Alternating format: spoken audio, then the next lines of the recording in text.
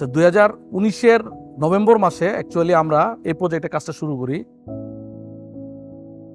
Total প্রজেক্টের তো কিছু অংশ ছিল রেনোভেশন করতে হবে, কিছু নতুন ডেভেলপ করতে হবে, কিছু চেঞ্জ করতে হবে স্ট্রাকচার, কিছু মডিফিকেশন করতে হবে। প্রথমে যেটা ছিল যে একদম নতুন একটা শেড ডেভেলপ করতে হবে, একটা ওয়্যার হাউস করতে হবে 40,000 স্কোয়ার ফিটের, যেটা আমার পিছনের যে শেডটা।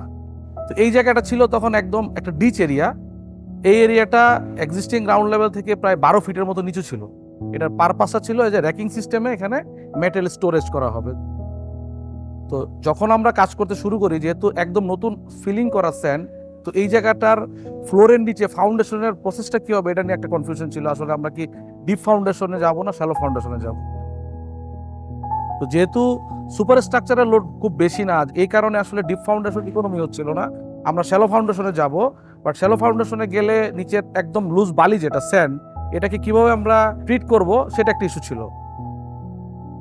প্রজেক্টের লিড টাইম হচ্ছে মাত্র 4 মাস। এইটাকে কাউন্টার করার জন্য আমরা যেটা করেছি সেটা হচ্ছে স্যান্ড রিপ্লেসমেন্ট মেথডে গিয়েছি। এই কাজটা আমরা পুরোপুরি করেছি পুরোপুরি মেকানিক্যাল ওয়েতে। At the same time chronologically আমরা শ্যালো ফাউন্ডেশন করে কলাম করে ফুল লেভেলে চলে আসছি অনলি 21 দিন সময়ের মধ্যে।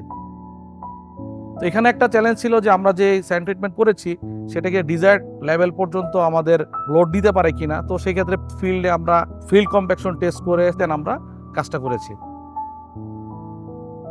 এখানে এই ফ্লোরের উপর একটা র্যাকিং হবে, র্যাকিং এ যে ম্যাটেরিয়ালসটা থাকবে সেই ম্যাটেরিয়ালসের ক্লায়েন্ট এন্ড থেকে আমাদের যে লোড দেওয়া ছিল, যে ফ্লোরের যে লোড নিতে পারবে তার যে সাববেস সয়েলের যে ক্যাপাসিটি সেটা ডেভেলপ করা। সেটার জন্য বারবার আমাদের লেয়ারে লেয়ারে কম্প্যাকশন করে, তারপরে ম্যাকাডাম করে এবং তার উপরে ওয়াটার বাউন্ড ম্যাকাডাম করে লোড টেস্ট করে কনফার্ম করে দেন আমরাই ফ্লোরটা করি।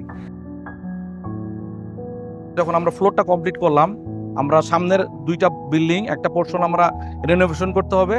এরপরে একটা পোর্শন আছে সেই জিনিসটা হচ্ছে রুফশিট চেঞ্জ করে, এবং তার আরেকটা পোর্শন আছে যেটা হচ্ছে রুফটাকে সম্পূর্ণ রিমুভ করে হাইট ইনক্রিজ করে বিল্ডিং এর হাইটটা বাড়াইতে হবে।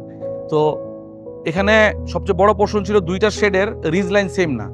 সেই রিজ লাইনটাকে 2টা আলাদা আলাদা রিজ লাইন সেটা মেনটেন করে এই পোর্শনটাকে সলভ করা, এটা একটা চ্যালেঞ্জিং ছিল। যে একটা আমাদের যারা ইরেক্টর আছে তাদের রুফশিটিং এর এফিসিয়েন্সি এবং কাজটা যা এখানকার ফিনিশিং যেই ফ্ল্যাশিংগুলা ট্রিমসগুলো ইউজ করে আমরা যে সলভটা করেছি সেটা আমাদের একটা চ্যালেঞ্জ ছিল, যাতে অ্যাটলিস্ট রেইন ওয়াটারের যাতে আমাদের প্রবলেমটা পড়তে না হয়।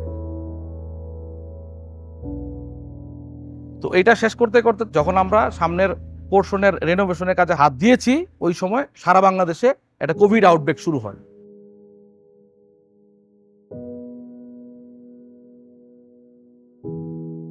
যখন সারা দেশে অলমোস্ট কনস্ট্রাকশনের কাজ বন্ধ হয়ে গিয়েছে,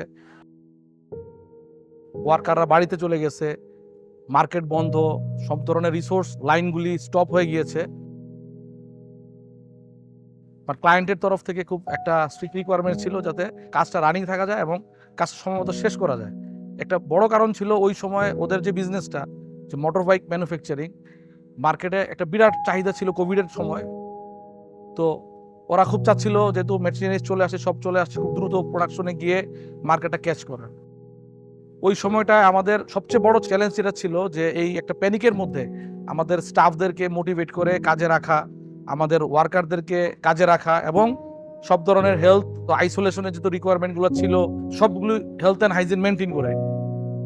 তো এইটা করতে আমাদের টপ ম্যানেজমেন্টকে আমরা নিজেরাও ইনভলভ থেকে বিভিন্ন রকমের ইনসেন্টিভ প্যাকেজের মাধ্যমে এবং ওদের বিভিন্ন মোটিভেশনের মাধ্যমে অ্যাটলিস্ট কাজটা রানিং রাখতে পেরেছি। আলহামদুলিল্লাহ এটা এই প্রজেক্টের সাকসেসের একটা বড় কি পয়েন্ট।